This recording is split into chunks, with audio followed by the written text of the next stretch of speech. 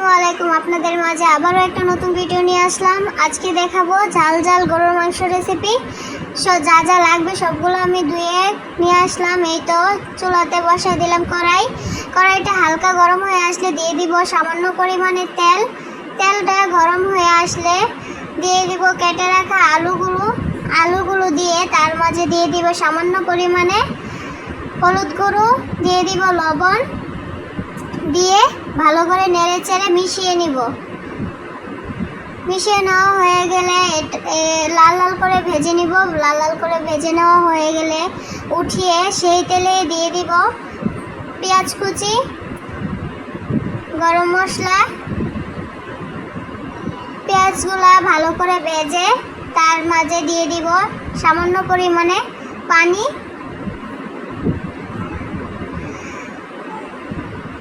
পানি দেওয়ার পর দিয়ে দিব 2 টেবিল চামচ হলুদ গুঁড়ো, দিয়ে দিব 2 টেবিল চামচ ধনিয়া গুঁড়ো, দিয়ে দিব 3 টেবিল চামচ মরিচ গুঁড়ো। আপনারা ঝাল যতটুকু খাবেন সেই পরিমাণে মরিচ গুঁড়ো দিবেন। আমি একটু ঝাল ঝাল করব তাই 3 টেবিল চামচ মরিচ গুঁড়ো দিয়েছি। এবার দিব জিরা গুঁড়ো 2 টেবিল চামচ। এবার দিব রসুন বাটা, দিব আদা বাটা, দিয়ে সবগুলা মিক্স করব।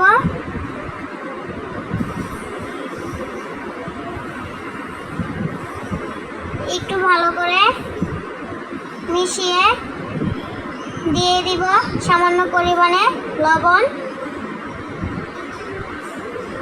লবণটা দিয়ে ভালো করে কষিয়ে নিব। কষানো হয়ে গেলে দিয়ে দিব ধুয়ে রাখা গরুর মাংসগুলো।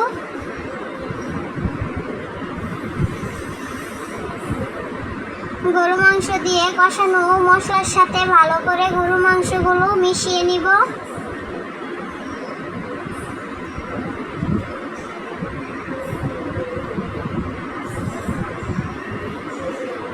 ভালো করে মিশিয়ে নেওয়া হয়ে গেছে। এবার ঢেকে দিব। এই তো 5 মিনিট পর চলে আসলাম। মাংস থেকে পরিমাণ মতো পানি উঠেছে। এই পানি দিয়ে ভালো করে আবার কষিয়ে নেব।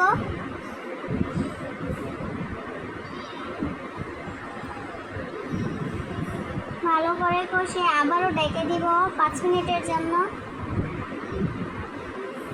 এই তো আমার কষানো শেষ। এবার আগে থেকে ভেজে রাখা আলুগুলো দিয়ে দিব।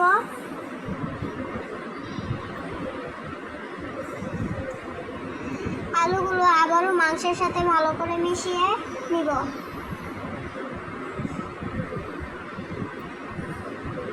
মিশিয়ে নেওয়া হয়ে গেলে দিয়ে দিব ঝোলের জন্য পরিমাণ মতো পানি।